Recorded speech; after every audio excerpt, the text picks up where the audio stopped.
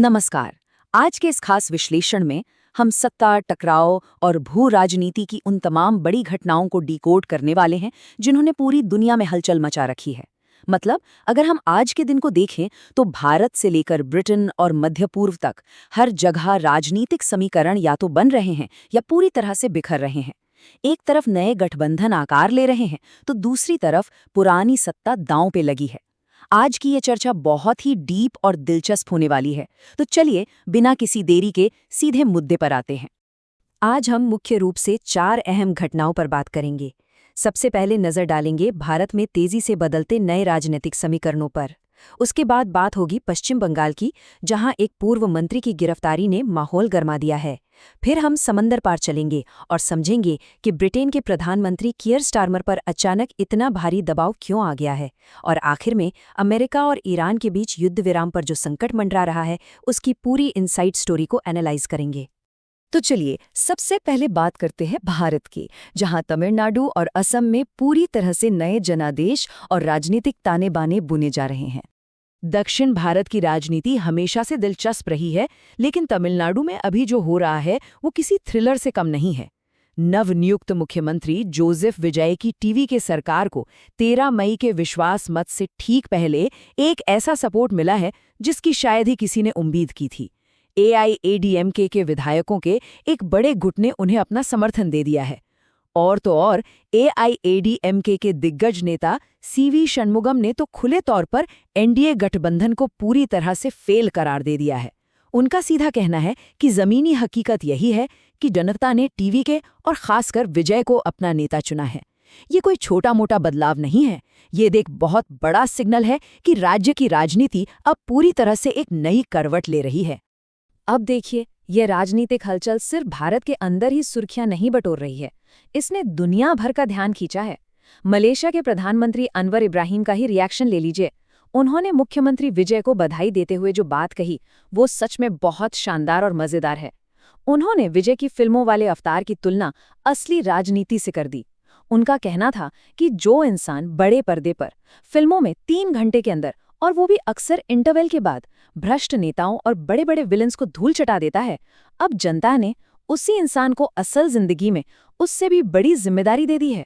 ये बात एकदम सटीक बैठती है कि कैसे एक मजबूत और साफ सुथरी पब्लिक इमेज जमीनी राजनीति के पूरे गेम को बदल कर रख देती है।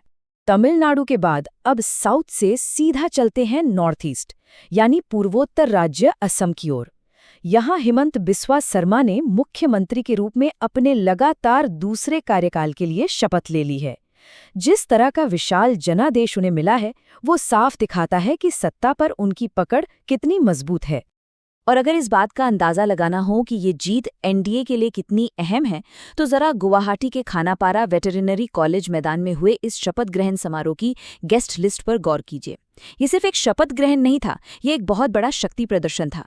खुद प्रधानमंत्री नरेंद्र मोदी, गृह मंत्री अमित शाह, रक्षा मंत्री राजनाथ सिंह और दिल्ली, गोवा, राजस्थान, बिहार जैसे कई राज्यों के मुख्यमंत्री वहां मौजूद थे। इतने सारे वीआईपी चेहरों का एक ही मंच पर आना इस जीत के राजनीतिक वजन को दर्शाता है। लेकिन ये शक्ति प्रदर्शन सिर्फ हवा में नहीं था, इसके पीछे बहुत ही ठोस नंबर हैं। असम विधानसभा चुनाव के नतीजों को देखें तो एनडीए को पूर्ण रूप से 2/3 बहुमत हासिल हुआ है। इसे ब्रेक डाउन करें तो बीजेपी ने अकेले दम पर 82 सीटें जीतकर एक मजबूत आधार तैयार किया, और वहीं उनके सहयोगी दलों असम गण परिषद और बोडोलैंड पीपल्स फ्रंट दोनों ने 10-10 सीटें अपने नाम की। कुल मिलाकर ये आंकड़े एक बेहद स्थिर सरकार की गारंटी दे रहे हैं। खैर, सत्ता के इस जश्न से थोड़ा आगे बढ़ते हैं और अब बात करते हैं राजनीतिक टकराव और कानूनी शिकंजे की। रुख करते हैं पश्चिम बंगाल का।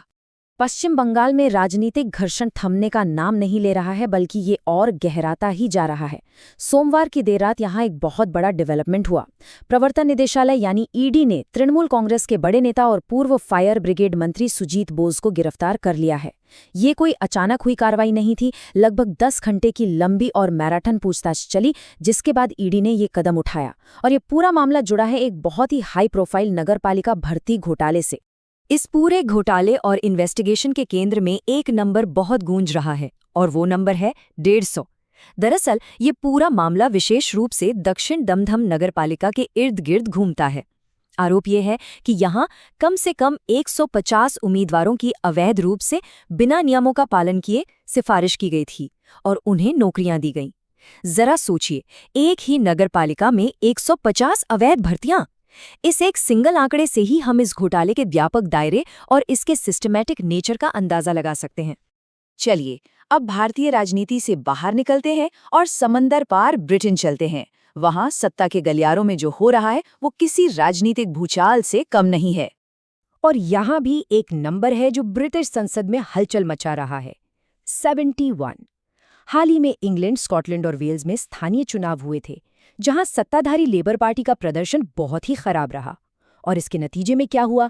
अब पार्टी के ठीक 71 सांसद खुले तौर पर बगावत पर उतर आए हैं और मांग कर रहे हैं कि प्रधानमंत्री कियर स्टारमर तुरंत अपने पद से इस्तीफा दें। जब विपक्ष आप पर हमला करे तो बात अलग होती है, लेकिन जब अपनी ही पार्टी के 71 सांसद आपके खिलाफ अविश्वास जता दें, तो समझ लीजिए कि नेतृत्व के लिए ये एक बहुत बड़ा अस्तित्व का संकट बन जाता है। और सबसे हैरानी की बात तो ये है कि ये दबाव सिर्फ पीछे बैठने वाले यानी बैक बेंचर सांसदों तक ही सीमित नहीं है। आग तो कैबिनेट के अंदर तक पहुंच चुकी है। ब्रिटेन की गृह मंत्री शबाना महमूद का ही बयान देख लीजिए। उन्होंने सीधे तौर पर प्रधानमंत्री स्टारमर से मांग की है कि वो एक स्पष्ट टाइमलाइन दे कि वो इस्तीफा कब दे रहे हैं। अपनी ही टॉप कैबिनेट मंत्री से ऐसी बात सुनना किसी भी लीडर के लिए एक बहुत बड़ा झटका है। इसी बीच सांसद कैथरीन वेस्ट ने भी खुलकर कह दिया है कि स्टारमर को कम से कम सितंबर तक तो कुर्सी छोड़ ही देनी चाहिए। ये पूरा घटनाक्रम दिखाता है कि राजनीति में भारी बहुमत और समर्थन भी कितनी तेजी से रेत की तरह हाथों से फिसल सकता है। और अब आखिर में बात करते हैं उस ग्लोबल क्राइसिस की जिसका असर दुनिया की इकोनॉमी और शांति दोनों पर पड़ सकता है। बात अमेरिका और ईरान के बीच बढ़ते तनाव की। अमेरिका और ईरान के बीच पिछले 1 महीने से जो एक बहुत ही नाजुक सा युद्ध विराम चल रहा था, वो अब लगभग टूटने की कगार पर है। अमेरिकी राष्ट्रपति डोनाल्ड ट्रंप ने व्हाइट हाउस के ओवल ऑफिस से बहुत ही कड़े शब्दों में बयान दिया है। उन्होंने बिल्कुल साफ-साफ कह दिया है कि ये सीज फायर अब लाइफ सपोर्ट पर है, मतलब ये किसी भी वक्त खत्म हो सकता है। ईरान ने संघर्ष को शांत करने के लिए जो हालिया प्रस्ताव भेजा था, ट्रंप ने उसे पूरी तरह से अस्वीकार्य बताकर सिरे से खारिज कर दिया है। तो अब सवाल ये उठता है कि ईरान ने उस प्रस्ताव में ऐसा क्या मांग लिया था जो अमेरिका को इतना नागवार गुजरा।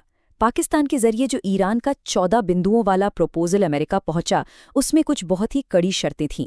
पहला, युद्ध को तुरंत समाप्त किया जाए। दूसरा, लेबनान पर हो रहे इजरायली हमलों को रोका जाए। तीसरा, अमेरिका जो नौसैनिक नाकेबंदी कर रहा है उसे फौरन हटाया जाए। और चौथा, इस बात की पुख्ता गारंटी दी जाए कि भविष्य में ईरान पर कोई हमला नहीं होगा। अमेरिका के नजरिया से देखें तो ये शर्तें इतनी ज्यादा एक तरफा और व्यापक थीं कि इन पर किसी भी तरह की सहमति बनना लगभग नामुमकिन ही था। यहाँ एक बहुत ही क्लासिक कूटनीतिक गतिरोध यानी डेडलॉक बन गया है। एक तरफ अमेरिका का स्टैंड एकदम क्लियर है कि ईरान की ये शर्तें किसी भी हाल में मंजूर नहीं हैं, और दूसरी तरफ ईरान भी पीछे हटने को तैयार नहीं है। ईरान की संसद के स्पीकर मोहम्मद बागर गालिफाफ ने बहुत ही कड़ा रुख अपनाते हुए कहा है कि ईरानी लोगों के अधिकारों को मानने के अलावा अब अमेरिका के पास कोई दूसरा रास्ता बचा ही नहीं है। उन्होंने तो यहाँ तक चेतावनी दे डाली है कि अमेरिका इस मामले को जितना टालेगा, अमेरिकी करदाताओं यानी वहाँ के टैक्स पेयर्स को इसका उतना ही भारी वित्तीय नुकसान उठाना पड़ेगा। मतलब दोनों ही पक्ष अपनी अपनी जिद पर अड़े हैं।